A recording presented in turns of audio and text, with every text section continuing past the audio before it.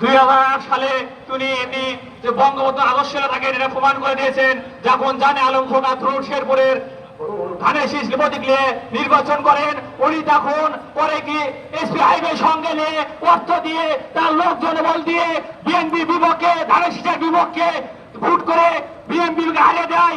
উনি একটা জাতীয় মানে পরিণত হয়ে যায়, উনি যে ওই যে তারপরে চলে যায়, উনি চলে যায়। 10 বছর খোঁজ নেয়, হঠাৎ 2018 সালে উনি ধানের শীষের প্রতীক নিয়ে এসে আমার ধরুন শেরপুরে আসে। তখন ধরুন শেরপুরের সভাপতি তহিদুল আলম মামুন, তখন তহিদুল আলম মামুন আমরা কিন্তু সবাই সিরাজে ভোট করেছি এবং সিরাজের সাথে সবকিছু করেছি।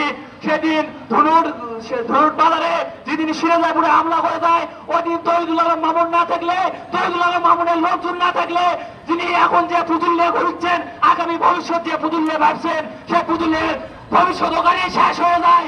আমরা জানেন তিনি এখন দলের মধ্যে দীর্ঘ 10 বছর 12 বছর 17 বছর পরে এসে এখন বিভিন্ন দায় তারা করে আজকে বিভিন্ন মরা মানুষের খবর জেরত করে একটা বিভ্রান্তি এলাকা সৃষ্টি করছে। আপনারা জানেন, আমরা দল করতে হলে, হলুদে দল করতে হলে আলাদা থেকে মামুনের নেতৃত্ব দল করেন। আমরা সবাই আপনাকে স্বাগত জানাই। আপনি বিএনপির কাতারে আসেন, আপনি আসে জনগণের কাছে খবর দেন, অতীতে যে ভুল করেছেন, যে আগামীতে এরকম আর ভুল করবো না। জনগণের কাছে ক্ষমা চাইয়ে আলাস তহিদুলের নেতৃত্বে, ইমকা সিনন বিএমের নেতৃত্বে আপনি বিএনপিতে যোগ দেন। আপনারা বলেন আমরা বিএনপি করি, আপনারা যদি বিএনপি করতেন তাহলে আজকে নিম গাছের মাঠে আসতেন, আজকে জনসভায় আসতেন।